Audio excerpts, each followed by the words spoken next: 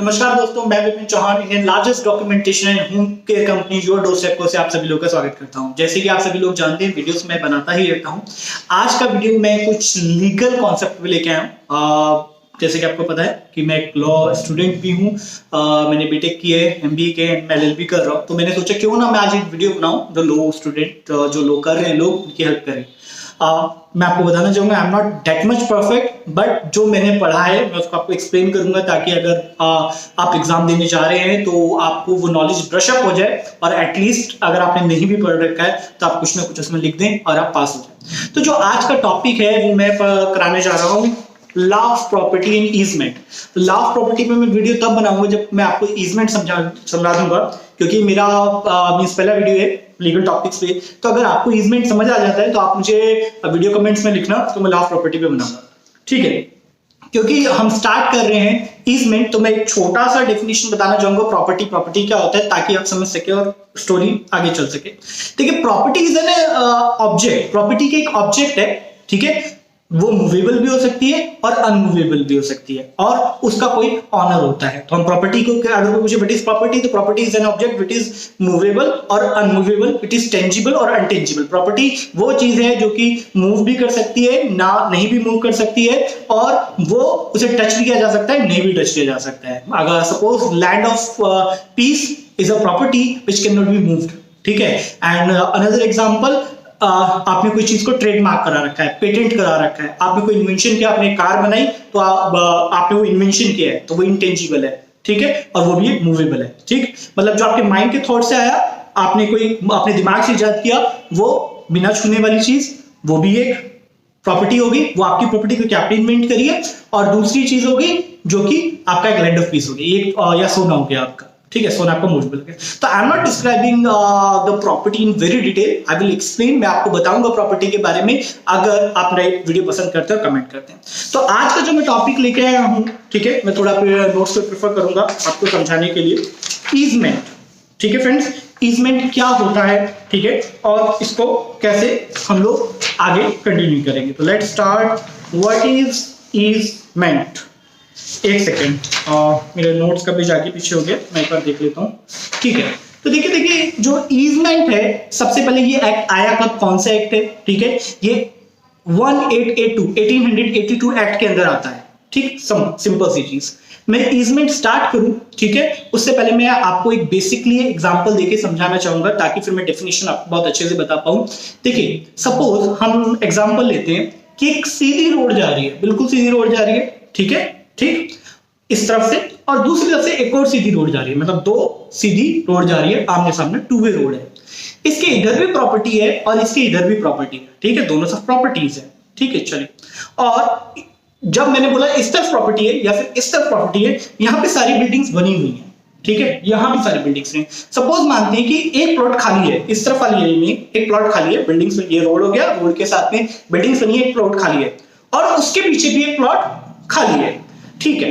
Suppose मैं honour हूं उस प्लॉट का, जो पहला प्लॉट है उसके पीछे वाले प्लॉट का मैं ऑनर हूं, ठीक है। मैंने वो प्लॉट खरीद लिया, लेकिन मैं विदेश में जाने के लिए चला गया रहने, मैं वहां पे रहता हूं, और जब मैं 15 साल बाद आया तो मैंने देखा कि रोड भी है, प्रॉपर्टीज भी बनी हुई है, और मेरी प्रॉपर्टी के सामने जो प्रॉपर्टी थी, एक बंदे ने उस बिल्डिंग खड़ी कर दी। अब ना मैं अपनी प्रॉपर्टी तक, मैं अपनी प्रॉपर्टी को एंजॉय नहीं कर सकता, मैं अपनी प्रॉपर्टी को यूज नहीं कर सकता, क्योंकि उसने वो रास्ता बंद कर दिया, उसने अपनी प्रॉपर्टी बना ली है, ठीक है। तो अब मुझे कैसे रास्ता मिलेगा? तो व्हाट इज ईजमेंट? तो ये जो ऑनर है, जिसने प्रॉपर्टी मेरी प्रॉपर्टी के आगे बना ली है, उसे मुझे रास्ता देना होगा, ताकि मैं अपनी प्रॉपर्टी को एंजॉय कर सकूं। तो इसको बोलते हैं easement. Giving path, giving way to enjoy our property और their property is known as easement, ठीक है।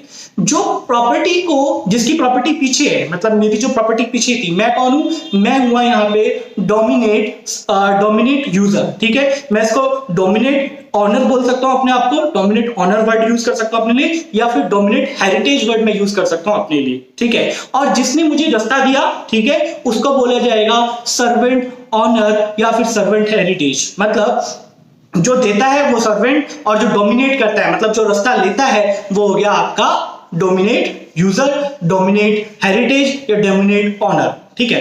तो अब आप इसकी डेफिनेशन कैसे बनाएंगे? इसकी डेफिनेशन आप सिंपल वर्ड्स में बना सकते हैं। Easement is the right in which dominate user, easement एक राइट है जिसके अंदर जो डोमिनेट यूजर है गेट द पाथ, उसको रास्ता मिलता है, गेट अवे, उसको रास्ता मिलता है फ्रॉम सर्वेंट ऑनर या सर्वेंट हेरिटेज से। मतलब जब डोमिनेट ऑनर को रास्ता मिल जाता है अपनी प्रॉपर्टी को एंजॉय करने का, किससे? सर्वेंट ऑनर से, तो जो रास्ता मिलता है उसको ईजमेंट बोलते हैं। तो हम सिंपल वर्ड्स में कह सकते हैं कि जब किसी डोमिनेट ऑनर को उसका पोजीशन मिल जाता है, उसका रास्ता मिल जाता है अपनी प्रॉपर्टी को एंजॉय करने के लिए सर्वेंट यूजर से या सर्वेंट ऑनर से या सर्वेंट हेरिटेज से, तो उसको ईजमेंट कहते हैं। तो बहुत ही सिंपल, अगर आपको ये कॉन्सेप्ट समझ आ गया है तो आपको समझ लो ईजमेंट का पूरा कॉन्सेप्ट समझ आ गया। ये 1882 में आया था, 1882 के अंदर, एक राइटफुल रास्ता देना ताकि कोई दूसरा बंदा अपनी प्रॉपर्टी को यूज कर सके, इसे ईजमेंट कहते हैं। ठीक है फ्रेंड्स, अब चलिए इसको थोड़ा सा और डिटेल में लेके चलते हैं। ठीक है, मैं अपने नोट्स को प्रेफर कर लेता हूं। ठीक है, हम इसको थोड़ा और डिटेल में लेके चलते हैं और समझते हैं। तो मैंने आपको एक बिल्डिंग का रास्ता देखा, तो ये भी एक ईजमेंट हुआ। सपोज आपके खेत में ट्यूबवेल लगी हुई है, ठीक है, और 5 मतलब आधे किलोमीटर पे एक खेत है, उसके अंदर पानी जा रहा है। ठीक है, सपोज जा रहा है पानी, ठीक। तो जिन भी अदर वहां पे बीच में और लोगों के खेत भी पड़ते हैं, तो रास्ता जो भी ट्यूबवेल्स के बीच में जो रास्ता बनेगा जिससे वो पानी जाएगा 5वें खेत या 10वें खेत के अंदर, तो ये भी एक ईजमेंट है। मतलब right of water to do agriculture, मतलब जो 5वां खेत वाला बंदा है वो एक ट्यूबवेल से पानी ले सकता है, और जो बाकी खेत वाले हैं वो उसको ये नहीं बोल सकते बाबा कि हम आपको रास्ता नहीं देंगे, ये हमारा खेत है, उसको रास्ता देना पड़ेगा। इसको ईजमेंट ही बोलते हैं। ठीक है, ठीक है। अब आप बोलो कि ठीक है, वो हम बाद में एक्सप्लेन करेंगे। अब हम देखते हैं कि कितनी तरह का ईजमेंट होता है। मतलब एक होता है पॉजिटिव ईजमेंट, एक होता है नेगेटिव ईजमेंट। ठीक है, तो पॉजिटिव ईजमेंट और नेगेटिव ईजमेंट में डिफरेंस क्या होता है मैं थोड़ा आपको डिटेल में बता देता हूं। ठीक है, तो what is the positive easement? जब एक पर्सन ने, ठीक है, मेरी प्रॉपर्टी पीछे थी और मेरा एक बंदे की एक प्रॉपर्टी आ गई थी, उसने मुझको रास्ता दिया, ठीक है, और मैंने बोला कि मेरे को रास्ता चाहिए और उसने मेरे को रास्ता दे दिया। It's a positive easement. ठीक है, ये पॉजिटिव ईजमेंट हो गया कि मतलब मुझे रास्ता मिल गया, एक राइट मिल गया, मेरी प्रॉपर्टी को ज्वाइन कर, इसको बोलेंगे पॉजिटिव ईजमेंट।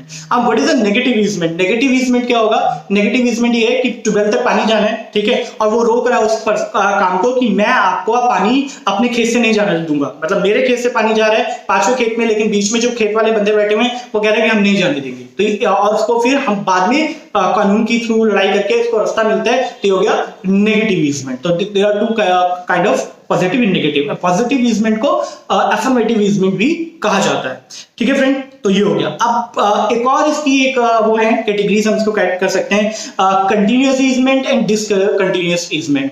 ठीक है, कंटिन्यूअस ईजमेंट कौन सी होती है? कंटिन्यूअस ईजमेंट वो ईजमेंट होती है जिसमें ह्यूमन इंटरफेस का जरूरत नहीं पड़ता। जैसे कि लाइट आना, हवा आना, जैसे कि मेरे घर के अंदर लाइट आ रही है, हवा आ रही है, ठीक है, तो ये एक तरह का कंटिन्यूअस ईजमेंट है। इसके आगे कोई बिल्डिंग बना देता है, ठीक, वो मैं आपको डिटेल में बताऊंगा। तो ये continuous easement where the human interface is not required and you are getting all facilities is a continuous easement. इसको कंटिन्यूअस ईजमेंट कहा जाता है। ठीक है, अब डिसकंटिन्यूअस ईजमेंट किसे कहा जाता है? ठीक है, डिसकंटिन्यूअस ईजमेंट उसे कहा जाता है कि सपोज मैंने रास्ता आपको दिया, ठीक है, हमें रास्ता चाहिए था, मतलब मेरी बिल्डिंग पीछे थी और सामने वाले ने मुझे रास्ता दिया, तो ठीक है, ये हो गया डिसकंटिन्यूअस ईजमेंट। ठीक, तो ये डिसकंटिन्यूअस ईजमेंट होता है। ठीक है फ्रेंड्स, मतलब कि मेरी प्रॉपर्टी पीछे है और मैंने प्रॉपर्टी आगे वाले ने जो है मुझे रास्ता दिया, तो उसको डिसकंटिन्यूअस ईजमेंट कहा जाएगा।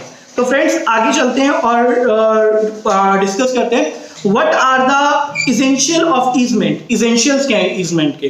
ठीक है, तो ये भी हमें डिस्कस करना पड़ेगा क्योंकि ये इसका एक पार्ट ही है। तो इसेंशियल ऑफ ईजमेंट होते हैं कि एक डोमिनेट ऑनर होता है, ठीक है, होना चाहिए तभी ईजमेंट हो सकता है। ठीक है, एक दूसरा होना चाहिए हमारे पास सर्वेंट ऑनर होना चाहिए तभी ईजमेंट हो सकता है। ठीक है, उसके अंदर पॉजिटिव ईजमेंट होना चाहिए, पॉजिटिव उसका एक फैक्ट होना चाहिए, नेगेटिव एक फैक्ट होना चाहिए, मतलब पॉजिटिव ईजमेंट और नेगेटिव ईजमेंट भी फॉर्म होना चाहिए। और डोमिनेट ऑनर और आपका सर्वेंट ऑनर दोनों एक ही नहीं होने चाहिए। अगर आप कैस्केड ईजमेंट नहीं होगा, अगर आप ही बोल रहे हो कि मैं ही डोमिनेट ऑनर हूं और मैं ही सर्वेंट ऑनर हूं, तो ईजमेंट नहीं हो सकता है। ये और ये जो लॉ है, ईजमेंट का जो लॉ है जो 1882 में है, it's not a part of, ये पार्ट नहीं है पर्सनल राइट का, ये पार्ट नहीं है पर्सनल राइट का। हम इसको कह नहीं सकते कि ये एक राइट है पर्सनल राइट का, ठीक है। अब आगे इसको हम स्टडी करते हैं कि ये कैसे होगा, ठीक है। आगे इसमें हमें चलना पड़ेगा और देखना पड़ेगा कौन कौन से टॉपिक रह गए। I really sorry, as I told, it's my first time. I'm not a good in that much. तो ये टॉपिक्स कवर हो गए थे हमारे, मैंने आपको ईजमेंट का पूरा बताया। अब मुझे बात करनी पड़ेगी, मैं बात कर रहा हूँ,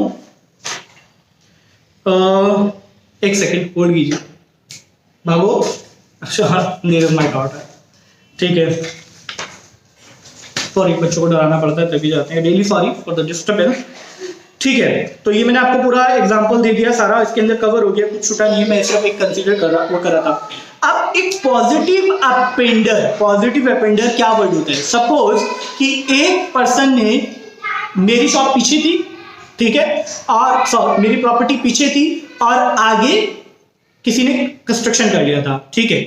अब उसने मुझे ईजमेंट के तौर पे मुझे रास्ता दे दिया है आने जाने के लिए, ठीक है। अब अगर मैं उसको बोलूं कि भाई तू इसका क्लीनिंग कर, सब कुछ कर, ऐसा कर वैसा कर, भाई वो उसका राइट नहीं है। जिसने भी, जो सर्वेंट ऑनर है, उसने मुझे रास्ता दे दिया। डेट मची कोर्ट ने बोला, एक पर्सन ने केस डाला कि भैया ये जो रास्ता है वो गंदा रखता है, एक तो कोर्ट ने बोला एक तो तुमको रास्ता दिया, ठीक है, इट्स एनफ, ये राइट है, लेकिन उसको क्लीन करना सर्वेंट ऑनर की रिस्पॉन्सिबिलिटी नहीं है, ठीक है फ्रेंड्स। तो ये चीज हो गई। लेकिन सपोज मान लीजिए वो जो पाथ था, जो राइट टू वे था, आने जाने का रास्ता था, वहां पे पेड़ उग जाते हैं, ठीक है, सेब के पेड़ उग जाते हैं, या फिर वहां तेल निकलने लगता है, या फिर वहां का सॉइल बहुत अच्छा है, तो कोर्ट ने बोला कि भैया चाहे वो सर्वेंट यूजर है चाहे वो डोमिनेट यूजर है, ठीक है, ऑनर है, ठीक है, तो वो उस रास्ते की मिट्टी को या फिर कुछ फ्रूट्स उग रहे हैं, जो भी जिस तरह से उनको बेनिफिट हो सकता है, वो उस रास्ते के प्रोडक्ट्स को जो उनको मिल रहे हैं उसको यूज कर सकते हैं। तो इसी को बोला जाता है पॉजिटिव अपेंडर। पॉजिटिव अपेंडर का मतलब यहाँ पे यही है कि जो वहां से इनकम आ रही है, जो मिल रहा है, हम लोग उसको यूज कर सकते हैं।